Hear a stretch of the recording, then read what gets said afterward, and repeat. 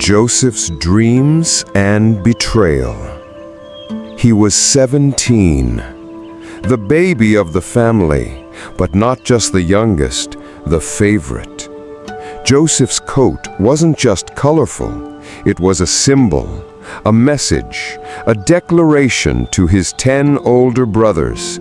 He is loved more than you. And they felt it deeply. Envy fermented into hate. While his brothers worked the fields, Joseph stayed closer to home, reporting their mistakes back to their father, Jacob. To them, he wasn't just a snitch. He was a walking threat to their place in the family. And then came the dreams. "Listen to this dream I had," Joseph said one morning, naively excited. "We were binding sheaves of grain in the field, when suddenly my sheaf rose and stood upright, while your sheaves gathered around and bowed down to it." The silence was thick, eyes narrowed, breaths held. "So you think you'll reign over us?" Joseph wasn't done. "I had another dream. The sun, moon, and 11 stars were bowing down to me." Even Jacob, his father, rebuked him, but inwardly he was shaken. The boy was different. The brothers, they weren't shaken. They were furious. One day, Joseph was sent to find them alone as they tended the flocks near Shechem. He wandered in search of them, unaware that his walk would change his life forever. They saw him from a distance. That coat, that face, those dreams.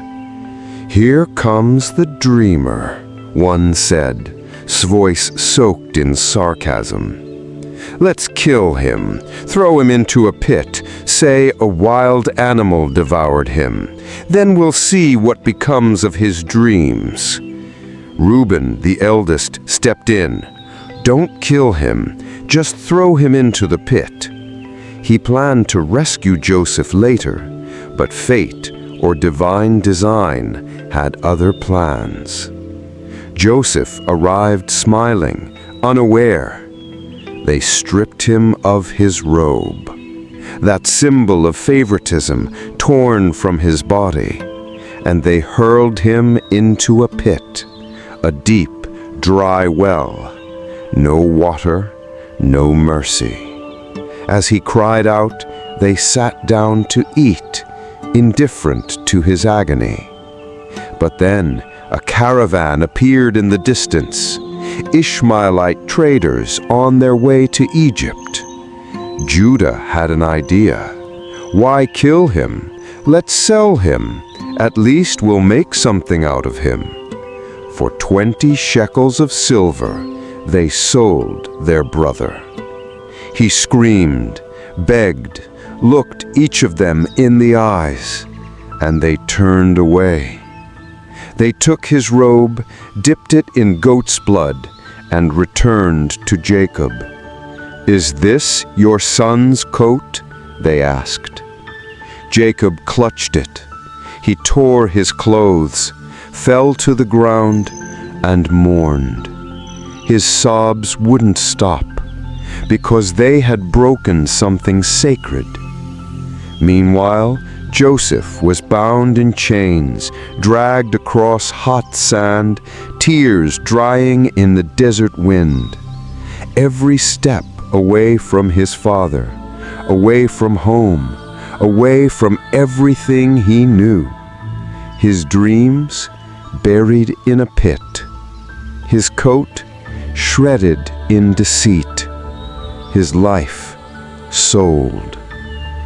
But heaven was silent for now, because God wasn't finished. He was just beginning. Slave in Egypt, tested by fire. Chains around his wrists, sand in his mouth, foreign language echoing around him. Joseph arrived in Egypt not as a visitor, but as a possession. Just another face in a slave line. His name didn't matter. His dreams didn't matter. He was property. He was sold to Potiphar, captain of Pharaoh's guard, a powerful man, feared and respected. And in his house Joseph worked, scrubbing floors, feeding animals, hauling water. A Hebrew boy with broken dreams, learning to serve in silence. But the Lord was with him. And when God walks with you, even slavery becomes a platform. Joseph's hands prospered. His work was excellent. And Potiphar noticed. Soon, Joseph was put in charge of the entire household. The slave had become the overseer. Everything in Potiphar's house, his crops, his kitchen, his accounts, was under Joseph's command. He was trusted, respected, rising. But with favor comes attention. Potiphar's wife noticed him. Not his work, not his character, his looks. Scripture says Joseph was handsome in form and face. And one day, she said it plainly, "Lie with me." Joseph's heart pounded. He was alone. She was powerful, and he was a slave. No one would defend him, but he refused. "My master trusts me with everything. He's held nothing back from me except you. How could I do such a wicked thing and sin against God?" He fled the room. Again and again she pressed him. Again and again he resisted, until one day she grabbed his cloak and he ran. He left the garment in her hands and sprinted out the door. But what began as purity ended in prison. She screamed, claimed he tried to attack her. The cloak was her evidence. Potiphar burned with anger. Joseph said nothing. He didn't defend. He didn't retaliate. And just like that, the man who had risen from slave to steward was thrown into a dungeon, shackled, stripped of favor, forgotten. Again. What must have gone through his mind? God, I obeyed you, and this is what I get? He had fled temptation, honored his master, stayed true to God, and still injustice won. But this was not punishment. It was preparation. Because the same God who was with him in Potiphar's house was with him in prison. And though Joseph had no robe, no title, no defense, he still had favor. The prison keeper noticed his integrity, and again Joseph was given authority. He managed other prisoners, organizing, serving, building trust. It wasn't a palace, but it wasn't a pit either. Joseph was learning, growing, being refined, through pain, through fire. Not all chains are iron. Sometimes they're seasons of waiting, when God feels silent and you feel forgotten. But Joseph's fire was forging something deeper than a position. It was forging purpose, and heaven was not finished. Faith in the dungeon. Genesis 40. The dungeon was cold, dark, silent. Time slowed, days blurred, Weeks turned into months. This was not the pit Joseph had once known. This was deeper, not in depth, but in despair. Because here, it wasn't just his body that was bound, it was his future. He had done everything right, resisted temptation, honored God, and yet he was in chains again. But Joseph didn't lose himself in bitterness. He served. He noticed others. And one day, 2 new prisoners arrived, Pharaoh's chief cupbearer and chief baker. Both had offended the king. Joseph saw them, and he saw them, not just as prisoners, but as people. They looked troubled. "Why do you look so sad today?" he asked. They had both had dreams, strange, disturbing visions, and no one could interpret them. Joseph's heart beat faster. Dreams. The word itself was wrapped in pain, but it was also part of his calling. "Do not interpretations belong to God? Tell me your dreams." The cupbearer spoke first. "In my dream, there was a vine with 3 branches. It budded, blossomed, and produced grapes.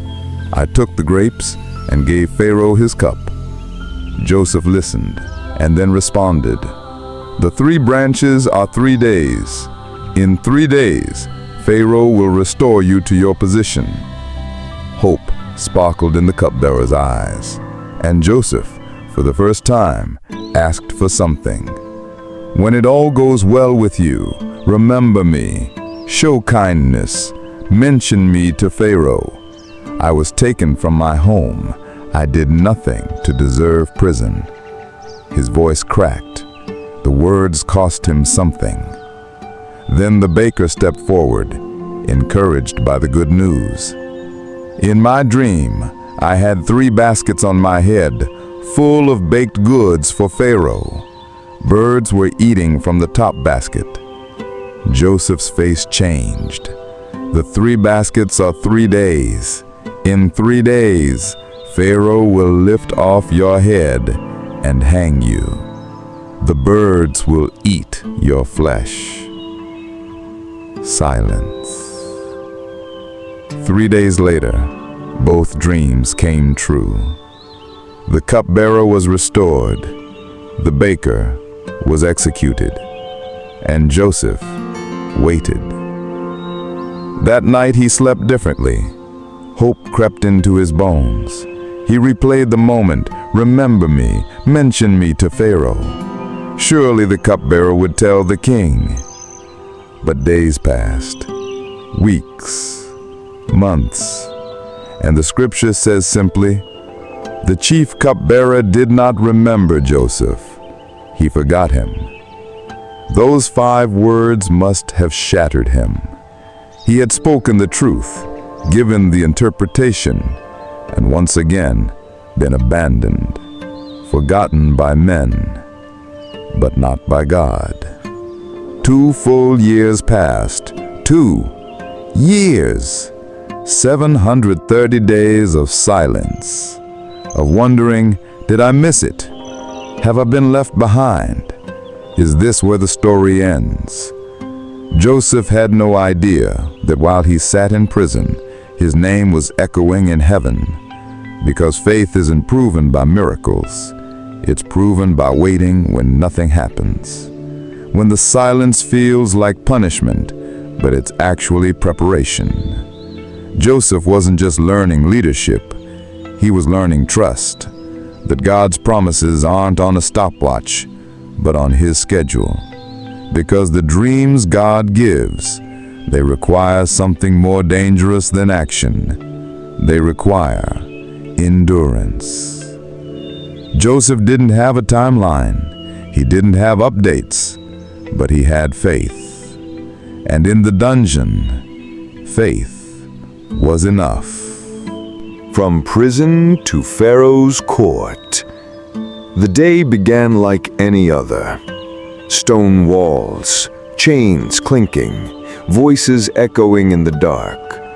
But while Joseph was enduring another silent sunrise, Pharaoh couldn't sleep. He had a dream, vivid, disturbing, strange. 7 fat, healthy cows rose from the Nile, only to be swallowed by 7 thin, sickly cows. Then another dream. 7 full, beautiful heads of grain devoured by 7 withered ones. He awoke, heart pounding, confused, unsettled.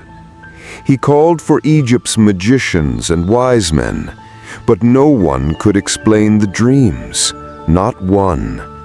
And that's when the cupbearer's memory hit him like lightning. "Today I am reminded of my shortcomings," he said nervously to Pharaoh. He recounted the dungeon, the dreams, the interpretations, the Hebrew boy, forgotten, accurate, wise. Pharaoh wasted no time. "Bring him." Keys clanked, sandals slapped. Joseph was jolted from sleep by a guard's shout. "You're wanted by Pharaoh, now!" He was rushed from the darkness into light, washed, shaved, clothed in clean robes. Only hours before, he was a statistic in the system, a forgotten man. Now he stood in a palace of marble and gold, before a king whose words shaped nations. Pharaoh studied him. "I've heard you can interpret dreams." Joseph's response was simple, reverent, and powerful. "I cannot, but God can give Pharaoh the answer he seeks." In a world of egos, Joseph pointed to heaven. Pharaoh shared the dreams, the cows, the grain, the confusion. Joseph listened, not with fear, but faith. And he answered, "God has spoken through these dreams.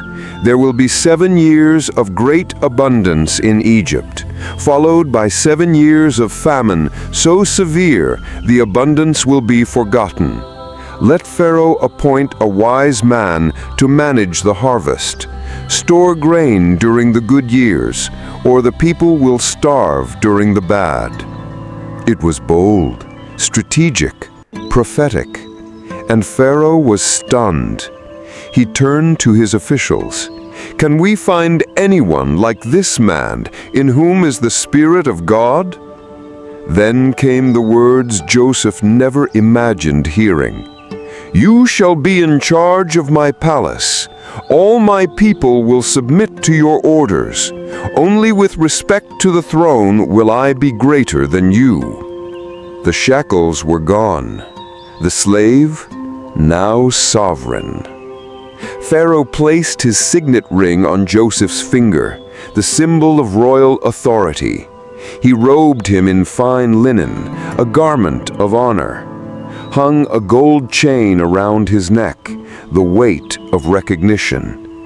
He gave him a new name, Zephanath-Paneah, meaning God speaks and he lives, and a wife, Asenath, daughter of a high priest. Joseph was no longer just a survivor. He was the second most powerful man in the world. He rode in Pharaoh's second chariot, with guards shouting before him, "Make way!"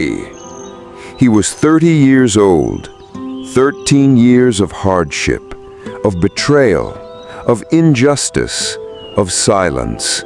And in a moment, God flipped the script. He gave Joseph a new platform, but not a new purpose, because Joseph never let success replace surrender. He named his first son Manasseh, saying, "God has made me forget all my trouble and my father's household." And his second son, Ephraim, meaning, "God has made me fruitful in the land of my suffering," not the land of victory, the land of suffering. Because Joseph had learned that God doesn't always remove the pain. Sometimes he uses it. The famine came, just as God said it would. And Egypt didn't just survive, it thrived.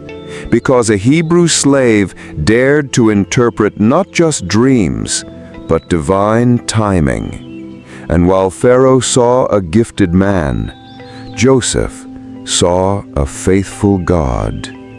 The boy in the pit was now the man in the palace, but his heart still bowed before the Lord. Reunion and forgiveness. Genesis 42 to 45. The famine had spread across the world. Crops failed, markets collapsed, hunger silenced entire cities. And in Canaan, Jacob heard there was grain in Egypt, so he sent his sons, all but one. "You may go," he said, "but Benjamin stays with me. I've already lost Joseph. I cannot lose another." The brothers journeyed to Egypt, dusty, desperate, unaware that the man they would kneel before was the same one they had sold. Joseph saw them the moment they entered. 10 brothers, same faces, same posture. But they didn't recognize him. He had changed, older, shaven, clothed in Egyptian authority. But he knew them. Every scar on their faces, every sound of their voices, and his heart stopped. "Where do you come from?" he asked, his tone cold, rehearsed. "From Canaan, to buy food."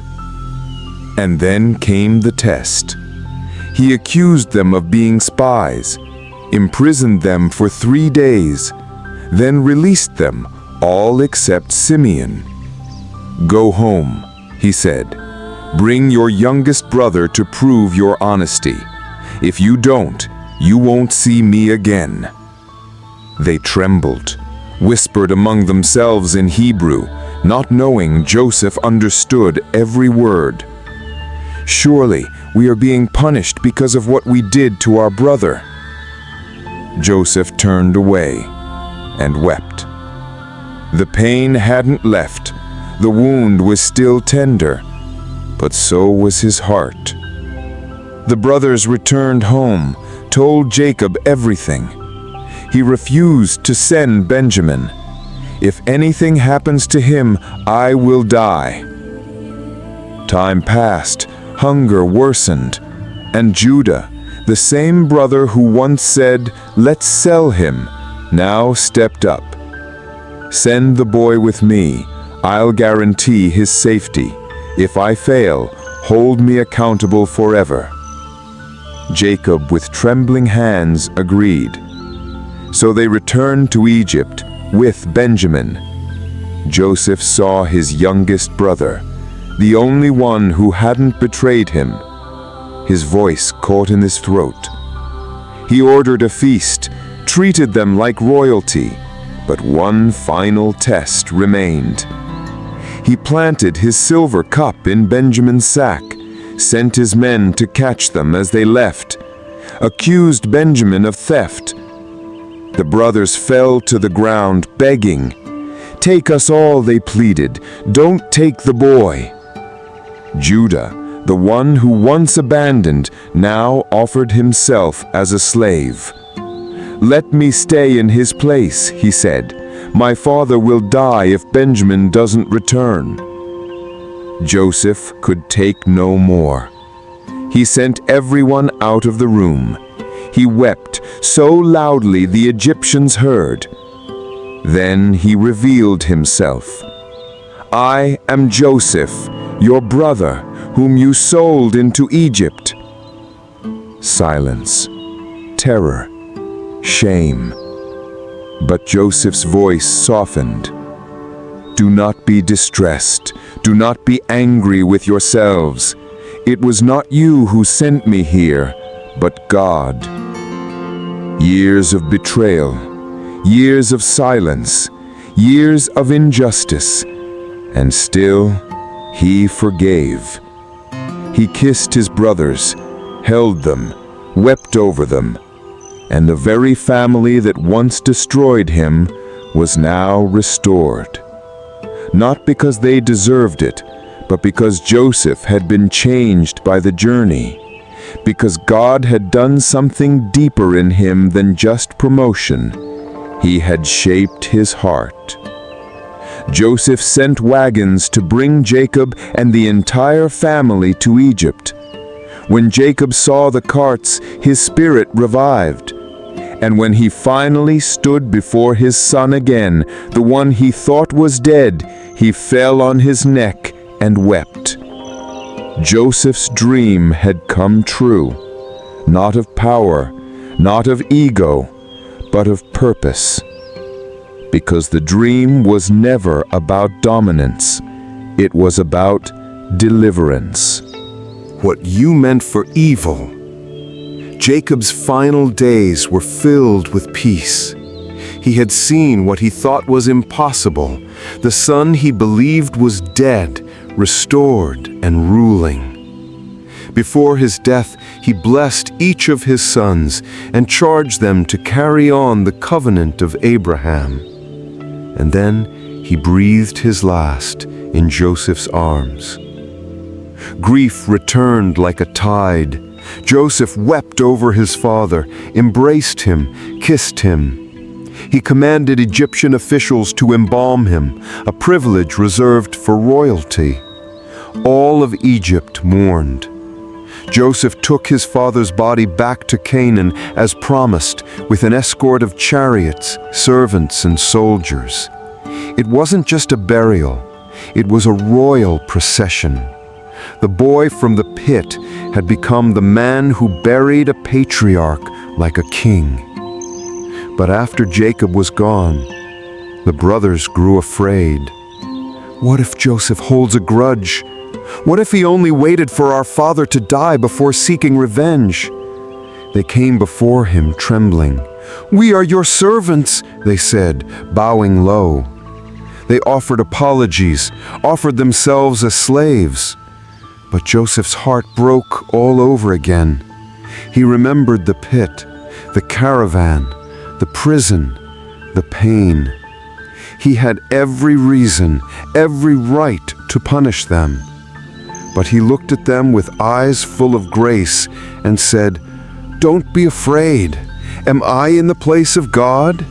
You meant evil against me, but God meant it for good, to save many lives." That verse, Genesis 50:20, is the lens through which Joseph saw his entire life. Not as random suffering, not as wasted years, but as divine orchestration. You meant it for evil, but God meant it for good. The betrayal, part of the plan. The pit, a preparation. The prison, a hallway to the palace. God didn't just redeem Joseph's life, he used it to redeem a nation. Joseph could have let bitterness win, but he chose forgiveness. He could have let power corrupt, but he chose mercy. He could have rewritten the story as revenge, but instead he became the embodiment of grace. Joseph stayed in Egypt and lived to see his children's children. And before his death, he made the Israelites promise, "God will surely come to your aid and bring you up from this land to the land he promised." Even at the end, Joseph wasn't clinging to Egypt. He was clinging to the promise. And when he died at 110 years old, they embalmed him and placed his body in a coffin, not to be buried, but to be carried, because his story wasn't over. His bones would travel with the Israelites out of slavery, across the desert, into promise. His legacy? Faith in every season. Joseph's life is proof that God can use the betrayal, that he can bless the breaking, that he can bring purpose out of pain. He doesn't always prevent the pit, but he always fulfills the promise. What others meant for evil, God rewrites for good.